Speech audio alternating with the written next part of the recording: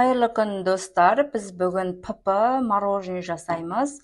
ПП мороженое ол пайдалы мороженое балаларға және қыста жасап берсеңіздер болады. Ал құрамын айтайын.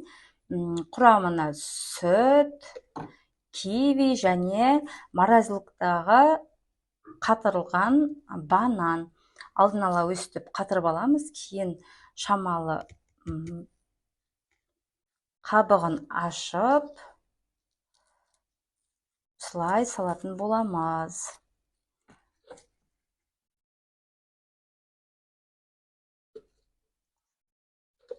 Міне осылай саламыз.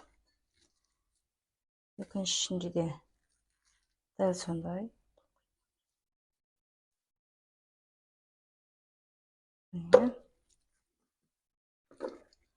Одан кейін кивиді қабығын ашып, оны да бөліп салатын боламыз. Дүкендегі неше түрлі мороженое, балмұздақтар, олар ашыған сүттен немесе неше түрлі қоспалардан жасалынады. Сондықтан ол ағзаға өте зиян. Сондықтан өзіміз үйде пайдалы мороженое өз көзімізбен жасаған дұрыс. Мінекей сүт. Енді бұларды блендерлеп аламыз.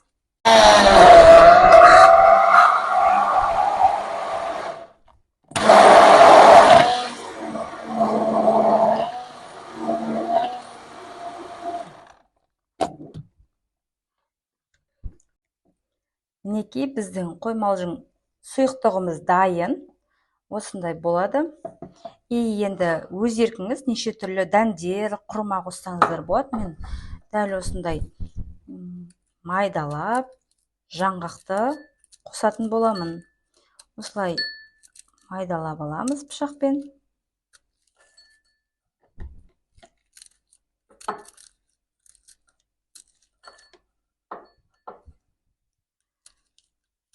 Егерде құрмадан жасайтын болсаңыздар, құрманы да майдалап алып, қосып, немесе алдын ала салып, блендерлеп, езіп алсаңыздар да дәмі ерекше болып шығады. Өзім жасап көргенмін талай рет.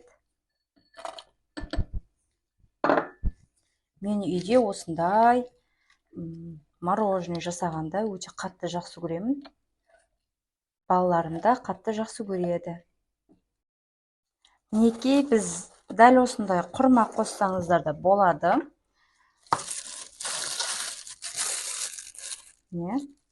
Осыларды ішіндегі дәнін алып, осыны тағы да блендерден өткізсек, дәмі ерекше болады. Осылай. Немесе шоколадный мороженое жақсы көрсеңіздер, кәдімгі табиғи шоколад қосып, шоколадный мороженое жасасаңыздар болады. Енді мен осы 4-5 жетеді. Қайтадан блендерлеп, морозилкаға салатын боламын.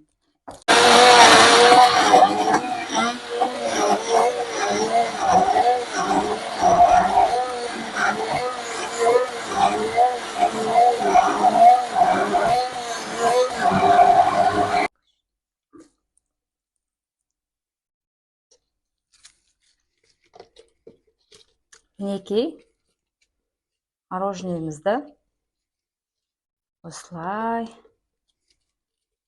морозилкаға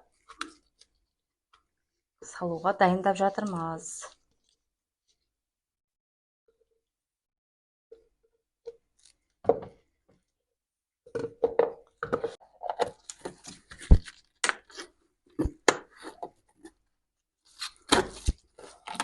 Ой.